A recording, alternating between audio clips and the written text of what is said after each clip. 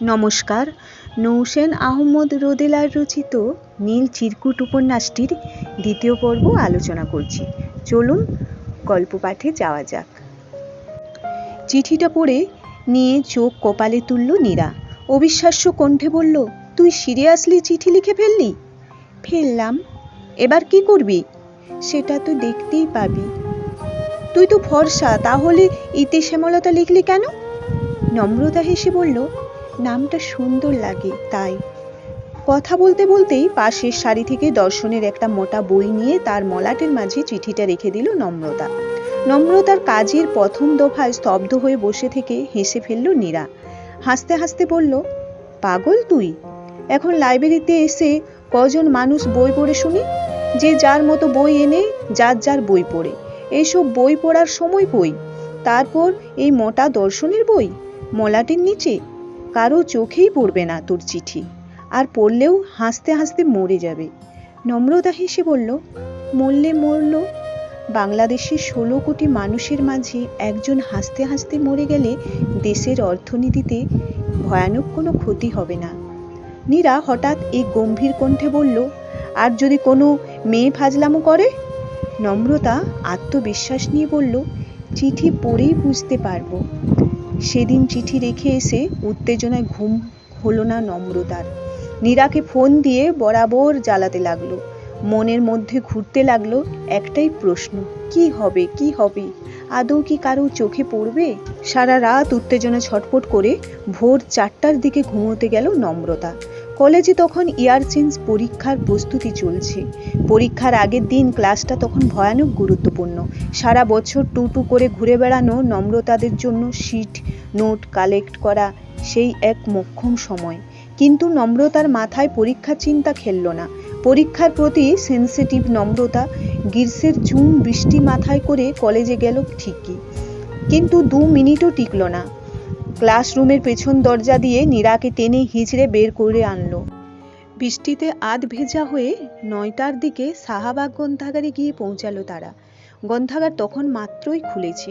নম্রতা উত্তেজনা নিয়ে 2য় তলার দিকে ছুট লাগালো। নীরা অত্যন্ত বিরক্ত হয়ে বলল, এতদিন আমার শুধু সন্দেহ ছিল, আজ প্রমাণ হয়ে গেল যে তুই মারাত্মক পাগল। কাল বিকেলে মাত্র চিঠি লিখলি, আজ এই উত্তর পেয়ে যাবি? তোর কি ধারণা মানুষ তোর চিঠির জন্য হাহুতাশ করে মরে যাচ্ছে? নীরার কথায় নম্রতা উৎসাহ খানিক মিয়ে গেল। দীর্ঘশ্বাস ফেলে কপাল থেকে বৃষ্টির পানি ঝরল। কম্পিত হাতে ফিলোসফির বইটা উঠিয়ে কিছুক্ষণ মেরে দাঁড়িয়ে রইল। নীরা তাড়া দিয়ে বলল, কি রে, দেখ জলদি, এসেছে তোর চিঠি। নম্রতা চাপা উত্তেজনা নিয়ে বলল, যদি না থাকে? যদি নয়, সত্যিই থাকবে না। সবাই তো আর তোর মতো পাগল নয় যে বই না পড়ে বইয়ের ভেতরে চিঠি খুঁজে বেড়াবে। তবুও দেখ, কথায় আছে, মনের শান্তি বড় শান্তি। নম্রতা মলাটের নিচে চিঠির খোঁজ করল। তার নিচে লেখা চিঠি ব্যতীত ভিন্ন কোনো চিঠি পাওয়া গেল না। নীরা গুজগুজ করে বলল, বলেছিলাম পাবি না, শুধু শুধু ক্লাসটা মিস করলি। স্যার নিশ্চয় কত কিছু দাগিয়ে দিয়েছে। পরশু পরীক্ষায় কি লিখবো আমরা? নম্রতা জবাব দিল না। বৃষ্টি ভেজা চুপসানো মুখ নিয়ে বাড়ি ফিরল। অসময়ে বৃষ্টিতে ভেজার পরের দিন ভয়ানক জ্বরে কাহিল হলো। জ্বর আর পরীক্ষার চাপে চিঠির কথা বেমালুম ভুলে গেল নম্রতা। প্রায় 1 সপ্তাহ পর পরীক্ষার শেষে বান্ধবীদের সাথে ফুচকা খেতে বসে চট করে মনে পড়ে গেল তার সেই নীল চিরকুটের কথা। ফুচকা ফেলে নীরাকে নিয়ে আবারও হাজির হলো গ্রন্থাগারের বারান্দায়। ফুচকা ফেলে আসায় নীরা তখন মহাবিরক্ত। এই মাথা পাগল মেয়েটা, তার বন্ধু হওয়ার বিরক্তির বহরটা যেন আরো খানিকটা অতিরঞ্জিত। কিন্তু কিছু কিছু মানুষের ওপর বিরক্ত হওয়া চলে না। এরা মানুষের বিরক্ত বা রাগকে যেমন পাত্তা দেয় না, ঠিক তেমনি অন্য কেউ সাহায্য করতে গিয়ে মন প্রাণ সব হারালেও বিরক্ত হয় না। নম্রতা হলো সেই ধরনের মানুষ, তার উপর বিরক্ত হওয়া সাজে না। নম্রতা এবারও আশাহত হলো।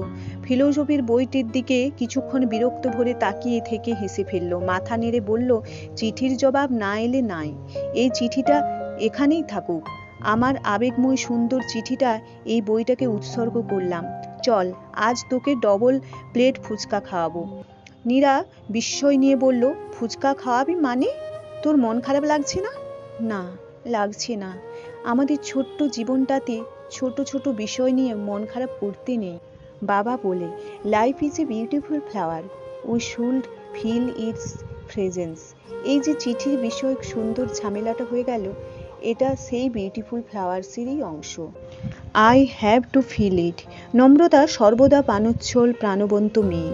তার 17 বছরের জীবনে কখনোই তাকে দীর্ঘ সময় চুপচাপ বসে থাকতে দেখা যায়নি। সবসময় ঠোঁটের কোণে এক চিলতে হাসি আটকে রাখা তার স্বভাব। অল্পতে উত্তেজিত হওয়া, অল্পতেই খুশি হওয়া, প্রাণ খুলে হাসা আর আড্ডা জমানো গুণে সে সর্বদাই আকর্ষণীয়তা। নম্রতা স্বাভাবিক চরিত্র অনুযায়ী চিঠি বিষয়ক ব্যাপারটাও তার মনে খুব একটা দাগ আঁকতে পারল না। পড়াশুনো, বন্ধুবান্ধব, দুষ্টামো আর পাগলামো ভরা জীবনে ওই ক্ষুদ্র চিঠিটা দীর্ঘক্ষণ জায়গা দখল করে রাখতে পারল না। নম্রতা চিঠির কথাটা বেমালুম ভুলে বসল। যথারীতি ইয়ার চেঞ্জ পরীক্ষা শেষ হয়ে সেকেন্ড ইয়ারে ক্লাস শুরু হলো। কলেজে সিনিয়র সিটিজেন হতে পেরে তার তখন মহা খুশি। বান্ধবীরা মিলে হৈ হৈ করে টিউশন করা, ফুচকার দোকানে ঘন্টার পর ঘন্টা আড্ডা দেয়া তখন নিত্য নৈমিত্তিক ব্যাপার হয়ে উঠল। ঠিক এমন একটা সময়ে ঝড়টা এলো। এই মৃদু শান্ত ঝড়েই এলোমেলো হয়ে গেল নম্রতা।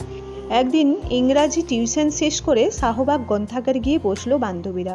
উদ্দেশ্য নিরিবিলিতে ক্লাস নোট আর অ্যাসাইনমেন্ট কমপ্লিট করা। বান্ধবীরা সবাই নোট নিয়ে ব্যস্ত হয়ে পড়েছেন। নম্রতা অসচেতন চোখ দুটো ওই চির পরিচিত বইটার উপরে গিয়ে পড়ল। নিতান্ত কৌতূহলবশত উঠে গিয়ে বইটা তুলে নিল সে। মলাটের নিচে নিজ হাতে লেখা নীল চিরকুটের খোঁজ নিতেই চমকে উঠল নম্রতা। নীল কাগজের পরিবর্তে সাধারণ সাদা কাগজে লেখা সম্বোধনহীন ছোট্ট এক চিঠি উঠে এলো হাতে। সেখানে গুটি গুটি সুন্দর অক্ষরে লেখা, আপনি কি পাগল নাকি? নিতান্তই কিশোরী একজন। পাগল বোধহয় নন। আমার জানা মতে পাগলেরা সাজিয়ে গুছিয়ে চিঠি লিখতে জানে না, কিন্তু কিশোরীরা জানে। যুবতীদের থেকে কিশোরীদের চিঠি লেখার গুণটা পাকা। তাদের মাথায় থাকা উদ্ভট চিন্তাগুলো ভীষণ পাকা। যেমন আপনার এই চিঠি প্রেমের উদ্ভট ভাবনাটা। উদ্ভট বললাম বলে মন খারাপ করলেন? মন খারাপ করবেন না। এই ভাবনাটা সত্যিই উদ্ভট, বই অন্য কিছু নয়। আজকের যুগে এসে এইভাবে বন্ধুত্ব বা প্রেম করার সাহস কারো হবে বলে মনে হয় না। হয়তো মাথাতেও আনবে না। তবে মাঝে মাঝে উদ্ভট কিছু করতে খারাপ লাগে না, যেমনটা আমি করছি। আপনার এই উদ্ভট চিঠির উদ্ভট জবাব দিচ্ছি। আমার মতো মানুষ অজ্ঞাত এক কিশোরীকে চিঠি লিখছে, তা আমার নিজের কাছেই বিশ্বাসযোগ্য মনে হচ্ছে না। চিঠিটা এক নিঃশ্বাস 2-3 বার পড়ে ফেলল নম্রতা। সারা শরীর উত্তেজনায় কাঁপছে। প্রায় 3 সপ্তাহ পর সেই আকাঙ্ক্ষিত জিনিসটা হাতে পেয়ে গলা দিয়ে কথা বেরোচ্ছে না তার। নম্রতা কিছুক্ষণ থম ধরে দাঁড়িয়ে থেকে লাফিয়ে উঠল। কয়েক জোড়া কৌতূহলী দৃষ্টি তার উপর পড়তেই চাপা ফিসফিসিয়ে বলে উঠল নীরা, এই নমু, কি করছিস? সবাই দেখছে। নীরার কথায় চারপাশ খেয়াল হলো নম্রতার। চারদিকে তাকিয়ে অপ্রস্তুত হাসল। তারপর বই হাতে কোনার এক টেবিলে চেয়ার টেনে বসল। বুকের পাঁজর ভেঙে বেরিয়ে আসতে চাইছে হৃৎপিণ্ড। তার চিঠির জবাব এসেছে। এই সাধারণ কথাটা বিশ্বাস করতে তার খুব বেগ পেতে হচ্ছে। নম্রতা সাদা কাগজে লেখা চিঠিটা টেবিলের উপর মেলে রাখল। কয়েক মুহূর্তে এক দৃষ্টিতে তাকিয়ে থেকে আনন্দিত দীর্ঘশ্বাস ফেলল। নোটবুকের মাঝে ভাঁজ করে রাখা নীল কাগজটা টেনে নিয়ে লিখতে বসল। কিন্তু বিস্ময় নিয়ে উপলব্ধি করল তার হাত কাঁপছে। তার ভেতর গোছানো সুন্দর কোনো শব্দ পাওয়া যাচ্ছে না। নম্রতা 2 হাতে মুখ চেপে বসে রইল। মাথাটাকে একটু শান্ত করে লিখতে শুরু করলো চিঠি। আপনাকে কি বলে সম্বোধন করা যায় বলুন তো? প্রথমবার প্রিয় সম্বোধন করেছিলাম, এবার সেই ভরসাটাও পাচ্ছি না। এইভাবে আপনি সম্বোধন করে আমায় ঘাবড়ে দেওয়ার কোনো মানে হয়? আর সাদা পাতায় কেন লিখছেন? নীল চিরকুট কি কখনো সাদা পাতায় লেখা যায়? নীল চিরকুট সব সময় নীল কাগজেই লিখতে হয়, এটাই নিয়ম। আর নিচে ইতি কিছুই তো লিখেননি। একটা চিঠিতে এত এত ভুল করা মানুষটি কিনা আমায় কিশোরী মেয়ের উদ্ভট চিন্তাভাবনা কারখানা বলে তুচ্ছ তাচ্ছিল্য করে, এ তো ভারী অন্যায়। ইতি শ্যামলতা। লেখা শেষে 2 বার পড়ে নিয়ে চিঠিটা মলাটের ভাঁজে রেখে দিল নম্রতা। আর সাদা কাগজে লেখা চিঠিটা খুব যত্ন করে নিজের কাছে রেখে দিল। বাসায় এসে চিঠিটাকে ডায়েরির পাতায় আঠা দিয়ে লাগালো। চিঠির কোনায় দুটো লাল গোলাপের পাপড়ি লাগিয়ে তাতে লিখল, শ্যামলতাও সে। তারপর থেকে শুরু হলো নতুন চিঠির অপেক্ষা। কিন্তু অপেক্ষাময় দিনগুলো যেন আর কাটে না। কলেজ শেষে রোজ একবার গ্রন্থাগারে খোঁজ নেওয়ার পরেও চিঠির সন্ধান মেলে না। অপেক্ষা করতে করতে নম্রতা যখন ক্লান্ত হয়ে পড়ল, ঠিক তখনই দ্বিতীয় চিঠিটা এলো। নম্রতাকে দুটো সপ্তাহ অপেক্ষা করিয়ে সাদা কাগজের মাঝখানে গুটি গুটি অক্ষরে 2 লাইনের একটা চিঠি লিখল, অপরিচিত সেই সে। সত্যি এ তো ভারী অন্যায়। কিন্তু আমায় যে নীল রঙা কাগজ নেই, এখন উপায়? আমাকে কি তবে চিঠি লেখা থেকে বহিষ্কৃত করা হবে? সেই 2 লাইনের চিঠি এই অসংখ্যবার পড়ল নম্রতা। প্রথম দিকটা বিরক্ত হলেও পর মুহূর্তে বেশ লাগলো। এই চিঠির জন্য অপেক্ষামান অনুভূতি তো চাইছিল সে। এখন সেই আকাঙ্ক্ষিত অনুভূতির জন্য নিশ্চয় বিরক্ত হওয়া চলে না। নম্রতা অনেক ভেবেচিন্তে লিখল, চলবে না, আপাতত বহিষ্কার করা হচ্ছে না। তবে আপনার এই ভয়াবহ অপরাধের জন্য আপনাকে ভয়ানক এক শাস্তি দেওয়া হচ্ছে। আপনি ও নিষিদ্ধ নগরীর শব্দ। পত্রমিতাকে কেউ কখনো আপনি বলে সম্বোধন করছেন শুনেছেন কখনো? আচ্ছা, আপনাকে কি এখন বন্ধু বলে সম্বোধন করা যায়? অনেকটা আগের যুগের পত্রমিতার মতো। ছোটবেলায় দাদির কাছে পত্রমিতাকে ঘিরে অজস্র গল্প শুনেছি। আমার দাদা ভাই আর দাদির সম্পর্কটাও হয়েছিল মূলত চিঠিপত্রকে কেন্দ্র করে। দাদি যখন 5ম শ্রেণীতে পড়ে তখন পত্রমিতালি বলে এক সংখ্যা ছিল। একদিন দাদির সই দুষ্টুমি করে সেই পত্রমিতালিতে দাদির নাম ঠিকানা দিয়ে দিল। কিন্তু সপ্তাহব্যাপী কোনো চিঠিপত্র এলো না। সেখান থেকে চিঠি না এলেও চিঠি এলো অন্য একটা ঠিকানা থেকে। দাদুর ভাষ্যমতে সেটা ছিল দাদা ভাই কর্তৃক ভুল ঠিকানার চিঠি। ভুল চিঠিতে কিন্তু কোনো রোমান্টিসিজম ছিল না। চিঠিটা ছিল দাদা ভাইয়ের দূর সম্পর্কের আত্মীয় মারা যাওয়ার দুঃসংবাদ বহন করা দুঃখী দুঃখী চিঠি। আমার দাদি ছিল অল্প বয়স্কা আবেগী মেয়ে। দাদা ভাইয়ের দুঃখ সে এমন ব্যথিত হলো যে দাদা ভাইয়ের ঠিকানায় আবেগমাখা সান্ত্বনাপত্র পাঠিয়ে দিল। তারপর শুরু হলো চিঠি চালান, ভালোবাসা। প্রায় 1 বছর পর দাদা ভাই ঢাকা থেকে রাজশাহী দাদুর বাড়িতে বিয়ের প্রস্তাব পাঠালেন। সেই বিয়েতেই ওকালতি করার জন্য নাকি ঘটককে বিস্তর টাকা খাইয়েছিলেন দাদা ভাই। আপনি ভাবতে পারছেন সেই এত বছর আগে চুপি চুপি প্রেম করে বিয়ে করে ফেললো তারা। কেউ সেই প্রেমের খবর জানলো না, বুঝলো না। ব্যাপারটা মজার না?